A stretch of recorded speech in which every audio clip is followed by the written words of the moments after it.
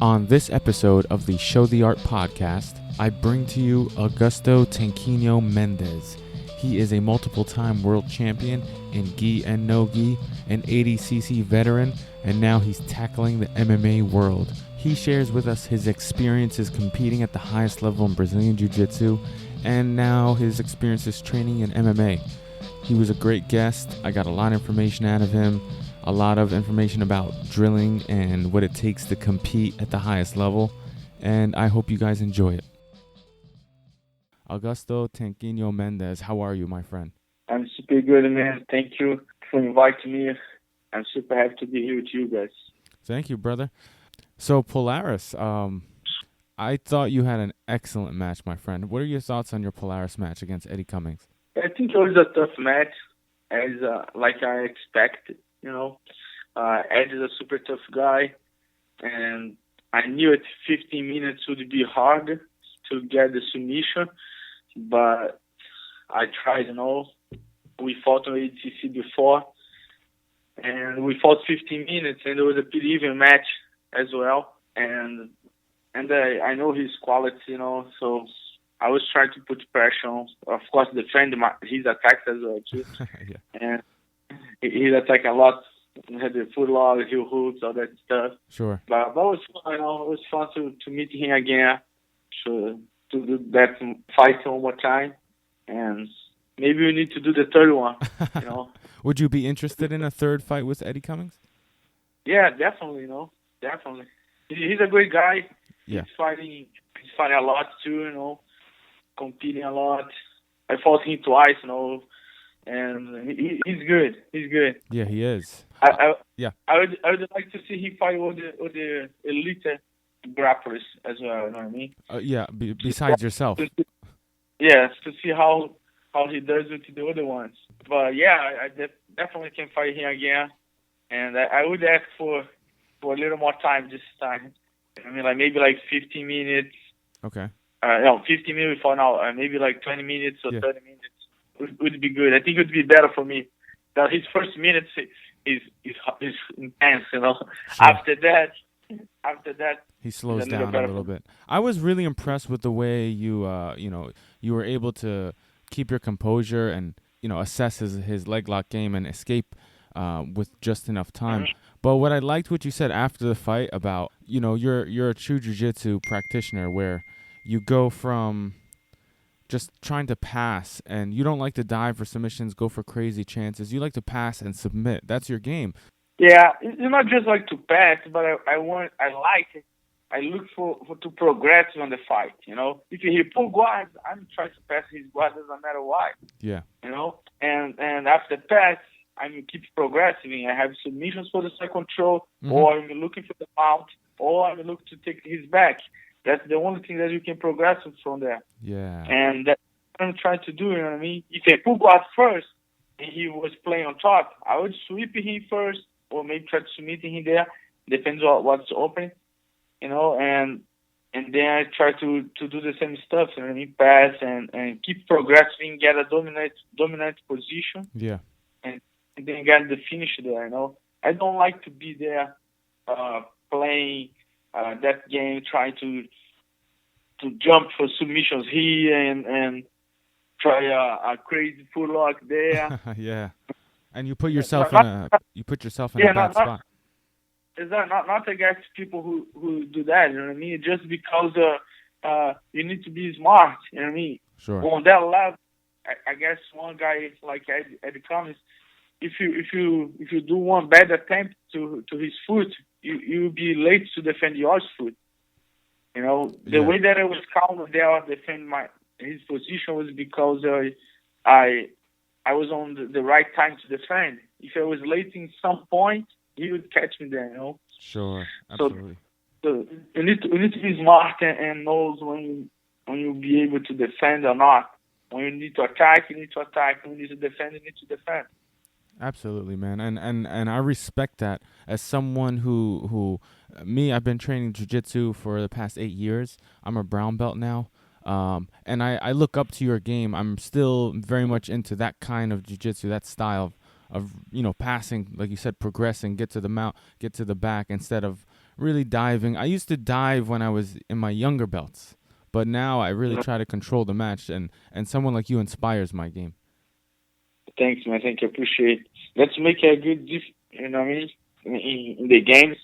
Yeah. Because on the modern jiu-jitsu today, people don't look too much for that, and that was the way that I learned how to fight. You know what I mean, I always, if somebody else put guard first than me, okay, I will need to pass. Yeah. If you put guard first, I'm gonna sweep you or try to submit you. I think it's good to people still trying that stuff. Sure. Now, when you compete in jiu-jitsu, let's say you're competing in the Worlds or one of the tournaments instead of a super fight, what determines whether you're going to pull guard or go for the takedown?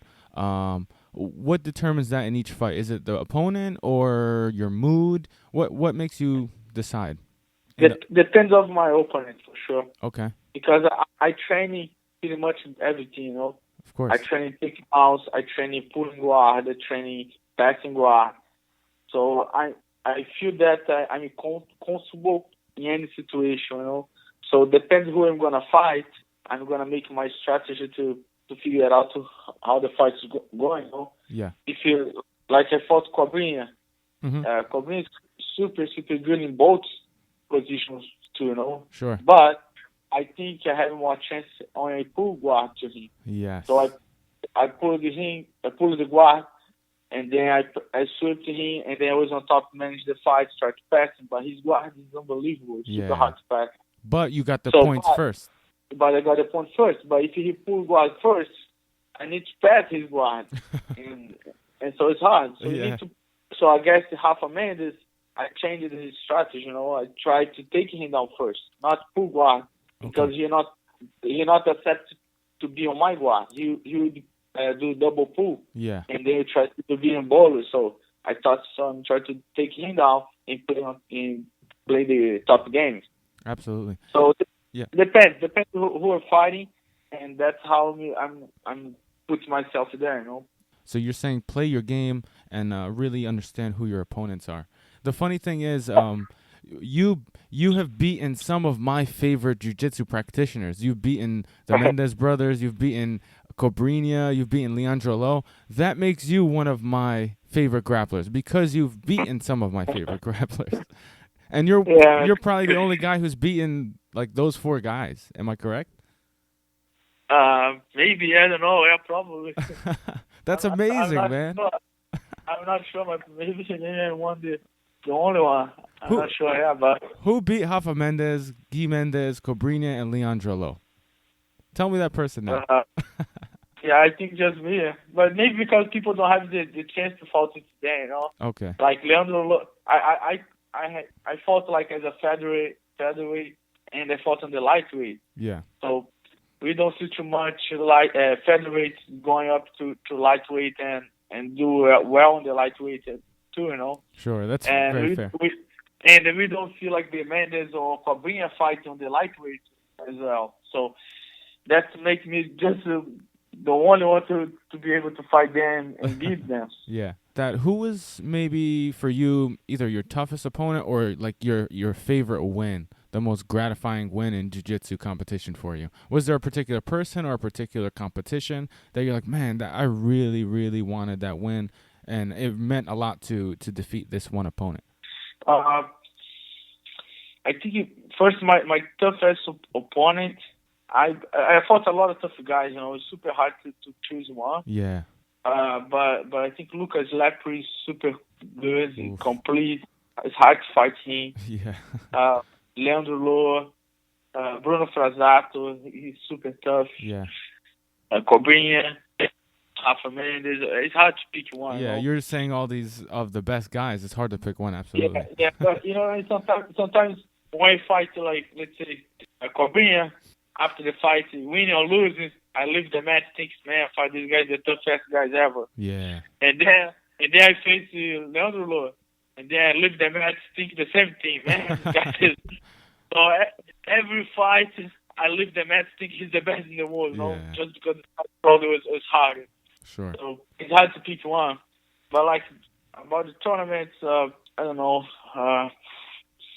You know, I don't have that thing that you need to think about the tournament, or that's the worlds you need to win, or this and that, or that's the most important tournament. Mm-hmm. For me, like if I fight like the worlds, if I fight in like local tournament in Arizona, that's gonna be the same. You know, for me, I want to win. I want to win. That's it. Mm-hmm. If I go there, if somebody else step on the match with me, doesn't matter if it's like Rafael Mendes or if you're a local guy. Yeah. I want to win, man. So that's the important fight for me, the most important fight, and that's what I want. I want to win and go to the next. Yeah, man. So can I ask you a couple questions about training? Yeah, sure. There's two parts of the question, and we could go into one first and then the other. There's the mental part and the physical part. How do you approach competitions from the mental aspect?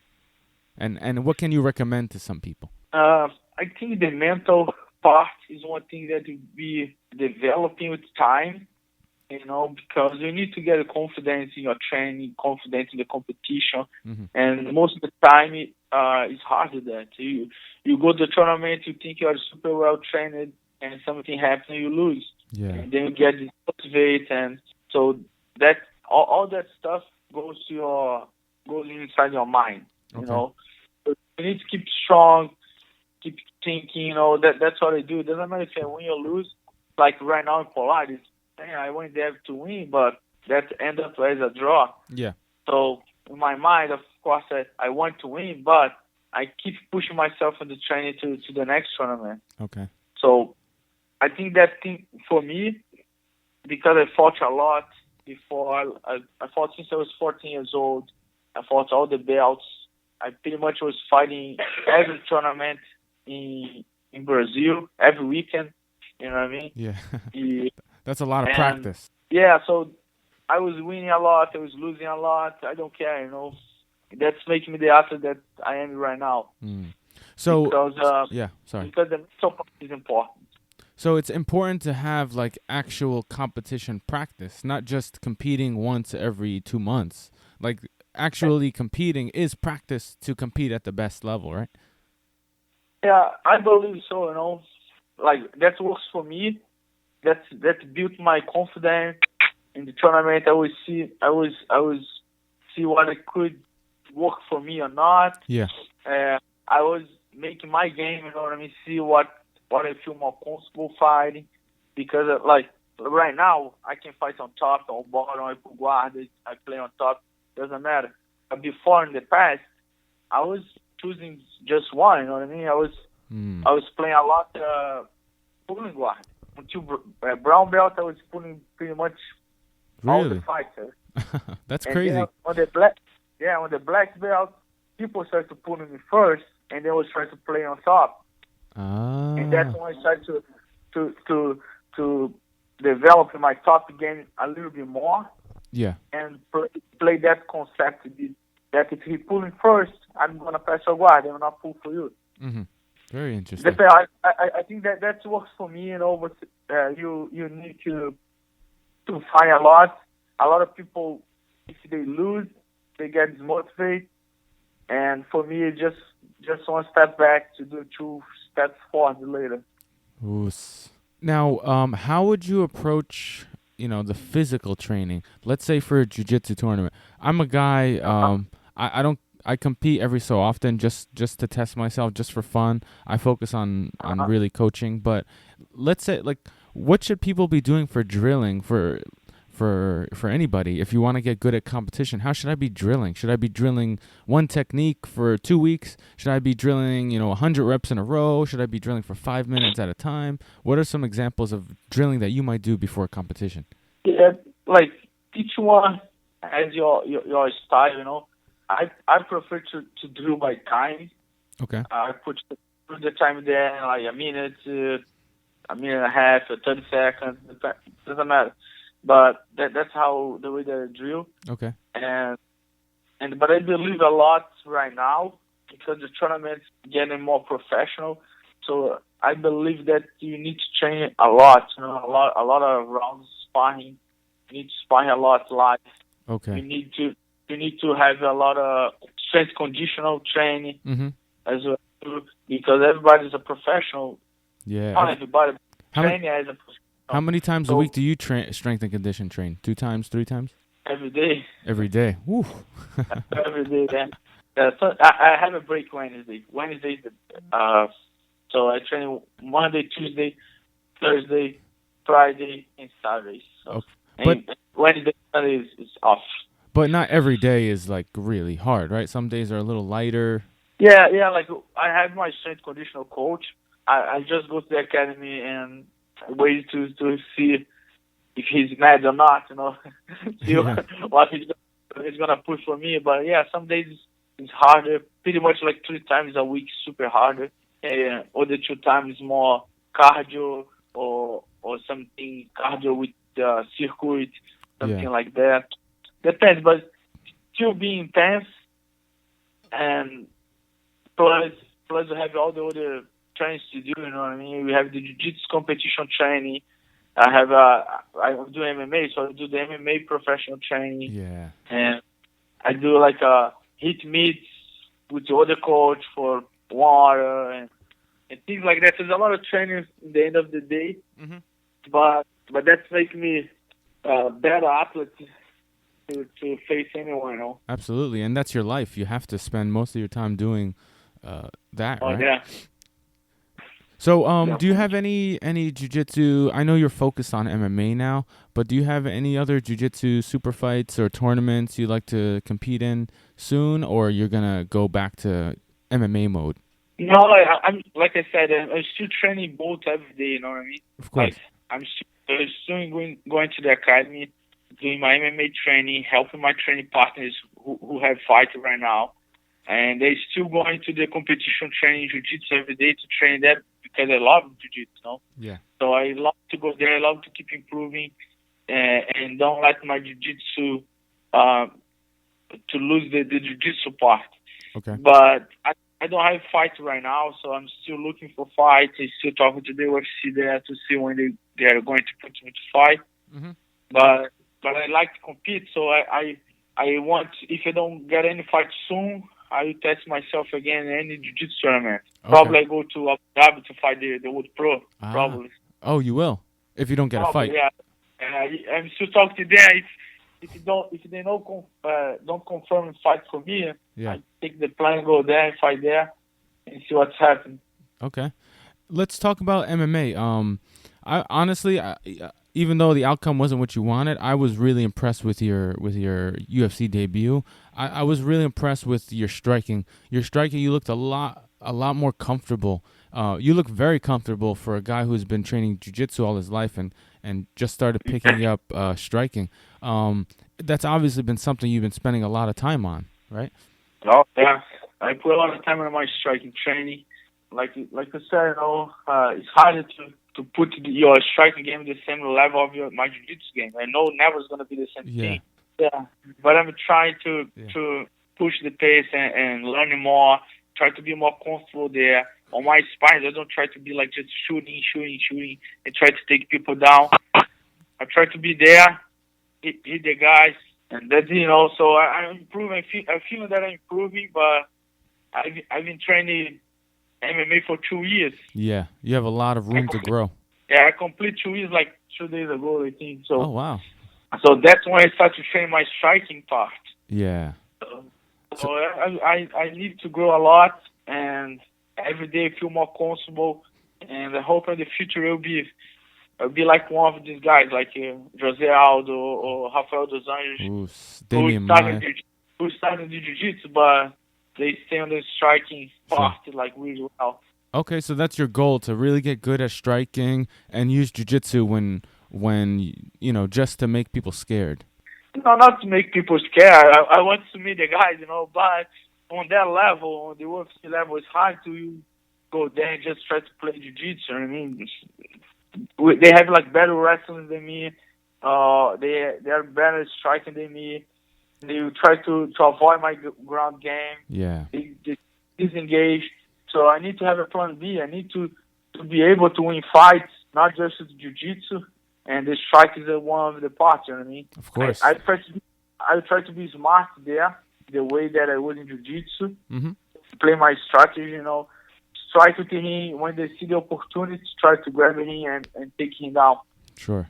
I try to work my Jiu-Jitsu. I didn't have that chance on my debut and my fight.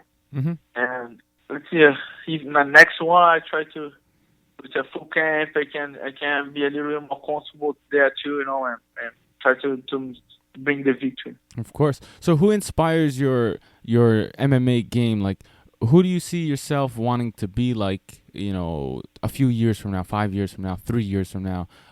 You said Jose Aldo and Rafael Dos Anjos. Are those the guys that you're looking up to? Like, man, that's who I kind of want to model after. Those kind of guys, or is there anybody else that you really like that's like, man, I wanna look up to those guys and train to be very similar to their styles?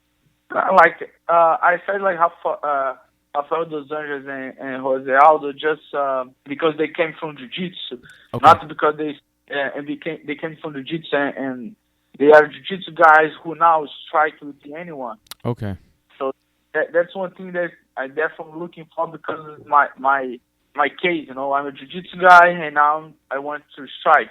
Sure. But the guy who we're looking for, like to try to have like a similar game or similar things, is Ben Henderson, because I'm with him every day. Oof. I see the guy training. Yeah. He helped me, and I try to simulate the things that he does on the training, on the sparring, and I try to do as well. And try to be good at the way that he's good. Yeah, he's good everywhere. He's very good at standing, being comfortable, taking the fight to the ground, mixing it up. Yeah, he's the one guy who helped me a lot. Mm-hmm. He's side to me. He always goes to my corners, my fight, and he's a really good friend. And he's there every day in the academy, like side to side to me. And he, even right now, he's in camp. He's gonna fight for Bellator in a couple weeks. I think 2 weeks. Yeah. 2-3 weeks. But he's still having time to stop his training and go there to fix things to me, or go when I'm sparring. He goes outside, stop his training, go there to coach me on my sparring sessions. Wow. So, and he's a super humble guy, and I think his game is what I'm looking for. He's a complete athlete. Yeah. He's good in striking, wrestling, jiu-jitsu, and that's what I'm looking for. That's the guy who I'm looking to try to be like him, Yeah, you're modeling after success, and he's a very successful athlete. So he's one of your main training partners right now? I have a lot of training partners here. Like, of course, Ben is one of my training partners. Mm-hmm. But sometimes I train with other guys too. A lot of 35ers, 45ers. Ben right now is fighting 170. Yeah, he's a big guy. Yeah, we train a lot together. But sometimes they put me with the other ones too, Okay. Because it's my division, so we need to feel the guys. You need to train with people good on your division. Yeah. And we on the lab, we have around like 40 guys on the mat every day, 40, 50 guys, I don't know, on the mat every day training in all weight class. So that's a really good training. Yeah, but the speed is different when you fight the lighter guys, when you spar with those guys. So you do have to spend more time sparring with guys in your weight class, right? Yeah, definitely. On the sparring sessions, normally I go with the guys my weight class or a little heavier, like the 35 and the 45. Okay. That's what I do. But we do a lot of the trainings, we do the wrestling trainings, and then we go to anyone, jiu-jitsu training, and we train with anyone, mm-hmm. You know what I mean? So, depends. I train like MMA, I train with the MMA lab in Arizona, and jiu-jitsu, I train with my guys, my academy. I have my academy here in Sunfire, Arizona, and I train to my students, my black belts here, my competition training. It's a really good training, and I go back and forth in both.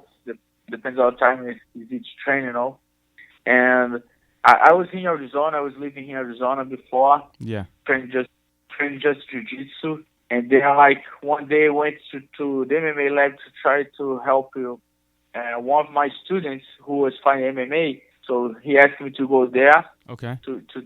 Because he was training there with the guys. And he said he was my student. And the guys asked if he could go one day maybe to do a training. Mm-hmm. And then I went there. I train the guys. I love it. I love the training. I love the atmosphere of the academy, the people. You know what I mean? It's different than the regular MMA academy. Okay. That you know, like you have a lot of ego. People don't help each other. So they're very team oriented. Yeah, we are a we are a family there. So that's what we have in Jiu-Jitsu academies. Yeah. And plus the training was intense, good. And people care about you. They don't want just to hurt you, and they want to get better. And they want you to get better. So I started to come back there, train more. I realized that I want to do a fight, and then I fall in love to MMA, and right now I want to do MMA. And then it all just went uphill from there. Yeah, I hope so. Nice, man. When are you coming out to the East Coast, my friend? We'd love to have you for a seminar or something, you know. Good, man. I actually I'm going 2 weeks. I'm going to 2 weeks. No, next week. I'm going to Connecticut. Okay. I'm gonna see Formiga over there. He teaches in Connecticut. We're gonna train together for a couple of days. I have a seminar there in his academy. Oh, but really? It's gonna be a short trip too. You know, like 3 days, something like that. Okay. Yeah. So I'll post something about that. I don't have the dates yet. The date and the times, but I know I'm going there like next week. Okay, Connecticut's not too far for me. Maybe if it's not too far, I'll come by. I'm in New Jersey, so we're like an hour away. It'd be good to see you guys there. Yeah, man, for sure. All right, my friend. I don't want to take up too much of your time. I know you have a busy schedule.